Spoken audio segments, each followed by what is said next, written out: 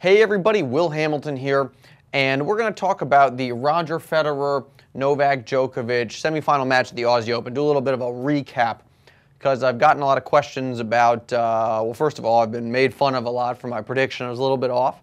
It happens sometimes. But second of all, just sort of questions about the match. I got a couple comments, what's wrong with Federer? What was the deal with this match? Why did Fed get beaten in straights? Was Novak playing well? What's the deal with this? And, I think ultimately, yeah, it's just Djokovic played a great match. Here you're talking about a guy who in every facet of the game, literally every facet, there wasn't a single kind of weakness in there. He just played fantastically well. He moved well. He returned well. He served well, and he hit big off both sides of the ball, forehand and backhand, and he didn't make any mistakes. I mean, he didn't make too many mistakes. So just very, basically a masterful performance from Djokovic. And Djokovic won this match. It wasn't like Federer didn't play well and he handed it to Djokovic. I mean, Djokovic deserves credit for winning this match. Now the question, like, is Federer on the decline? Did he do something wrong? He's 29. 29 is not 25 or 24. Maybe he's a step slower, but I don't really see this too much as, there's always the question whenever Federer loses, and now Nadal's out too, is this the changing of the guard? And I think to a degree, you look back at 2008 when Federer lost to Djokovic in the Aussie Open semis again, and they were basically asking him a similar question, and he said, I've created a monster. I win so much that whenever I lose, people will say, what's going on here? And I think the combo of Nadal and Federer losing might raise these questions again, but I don't know if I see this as a changing of the guard. I mean, I think just the fact that they've had so much success, it's sort of hard to maintain. And they're bound to both lose before the final at some point. So I wouldn't read too much into this. I do think, to be fair, the quarterfinal loss at both the French and Wimbledon, and then the semifinal loss at the U.S. Open might be an indicator that Federer is not as dominant as he used to be. But I also think to sort of pivot to Djokovic, and then Murray, Soderling, Berdych, some of these other guys, they have raised their level of play. I think the competition now is much stronger than it was about 3 or 4 years ago. In 2007, you had Federer beating Djokovic in the U.S. Open final, for example, and then you had him beating Murray in the 2008 U.S. Open final. Both Djokovic and Murray are better players now than they were a couple years ago. They're physically stronger, they're mentally tougher, their games are more rounded out.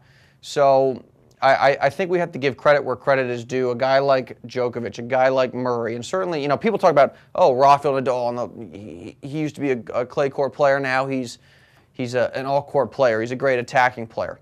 Well, it's not like Rafa's the only guy that's improved in the last couple of years. Djokovic has improved.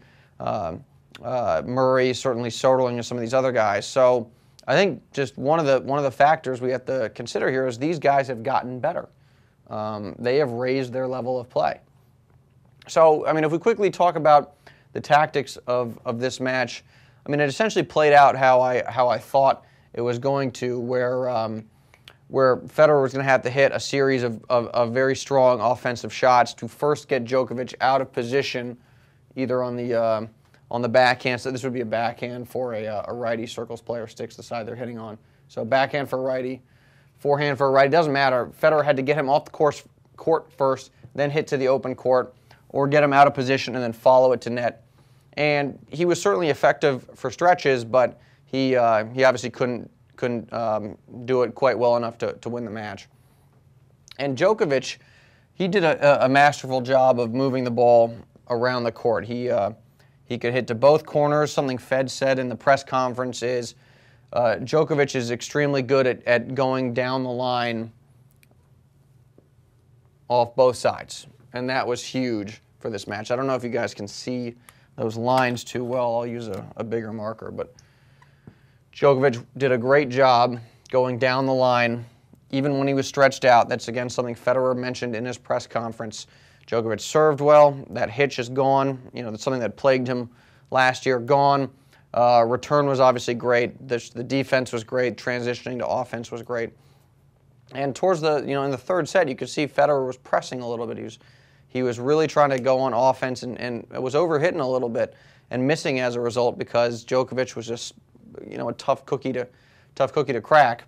The final point I would make about Arfed, if there was a question of what could he maybe do differently, good point Patrick McEnroe made in the second set, where Federer first was coming out with just pretty much straight offense, hitting hard, and Djokovic wasn't troubled too much by that.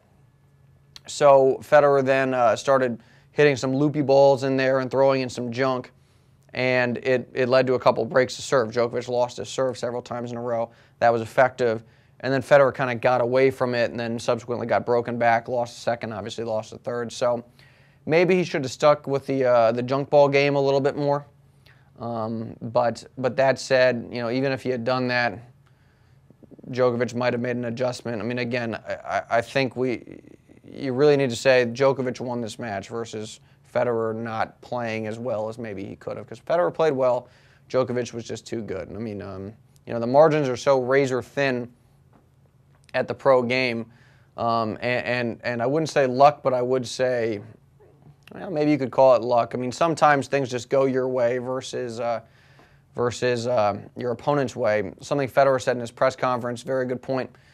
In 2007, the final of the, let's get a better 7 in there.